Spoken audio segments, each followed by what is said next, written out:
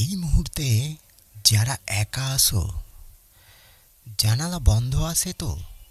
দরজাটা ঠিকমতো লাগানো? কারণ এই গল্পটা শোনা উচিত একাই। ছেলেটার নাম ছিল রাহুল।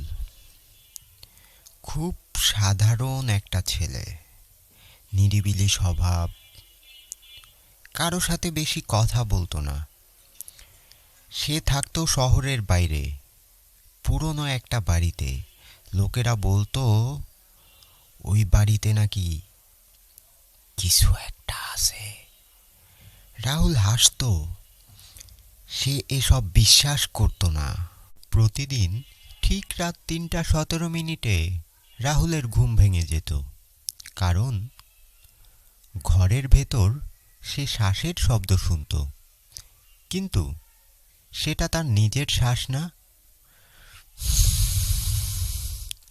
ঘরের এক কোণ থেকে।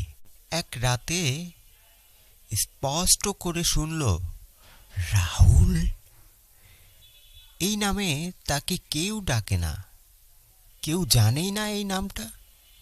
তার বুক ধক করে উঠল, শরীর নড়াতে পারছে না, গলা দিয়ে শব্দ বেরোচ্ছে না। রাহুল অনুভব করলো খাটের নিচে কিছু একটা নড়ছে, ধীরে, আরো ধীরে। তারপর একটা হাত খাটের নিচ থেকে বের হলো। হাতটা মানুষের না, চামড়া নেই, হাড়ের ফাঁকে কালো কিছু জমে আছে। হাতটা রাহুলের পায়ের গোড়ালি ধরল। ঠান্ডা, মরা ঠান্ডা। তার কানের কাছে মুখ এনে ওটা বলল, তুই আমাকে দেখতে পারিস না, কিন্তু আমি তোকে সব সময় দেখি। তারপর, এই ঘরটা আমার রাহুল, তুই শুধু অতিথি। রাহুল দৌড়ে গেল আয়নার সামনে। আয়নায় সে নিজে ছিল, কিন্তু চোখ দুটো ছিল না। চোখের জায়গায় কালো ফাঁকা গর্ত। আর আয়নার ভেতরের রাহুল হালকা হাসল, হি হি হি হি হি। আয়নার রাহুল বলল, তুই তো আমাকে ছেড়ে চলে গিয়েছিলিস। এক ঝলকে সব মনে পড়ে গেল।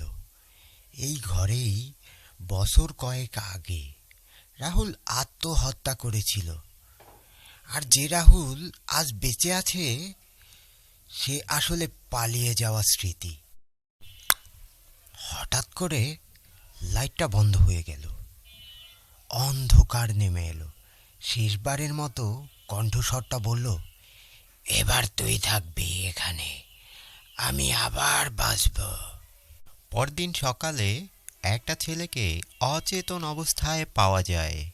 সে শুধু একটা কথাই বলে, আমার নাম রাহুল না। আর মাঝে মধ্যে অন্ধকারে তাকিয়ে সে হাসে, যেন কেউ তার সামনে দাঁড়িয়ে আছে। তো বন্ধুরা, কেমন লাগলো আজকের এই ভিডিওটি? যদি ভালো লাগে অবশ্যই লাইক কমেন্ট করবেন, এবং আপনি যদি আমার চ্যানেলে নতুন হয়ে থাকেন, ভালো লাগলে চ্যানেলটি সাবস্ক্রাইব করুন এবং পরবর্তী আপডেট পাওয়ার জন্য পাশে থাকা বেল বাটনে একটা ক্লিক করুন। সবাই ভালো থাকেন, সুস্থ থাকেন, দেখা হবে নেক্সট কোনো ভিডিওতে। আল্লাহ হাফেজ।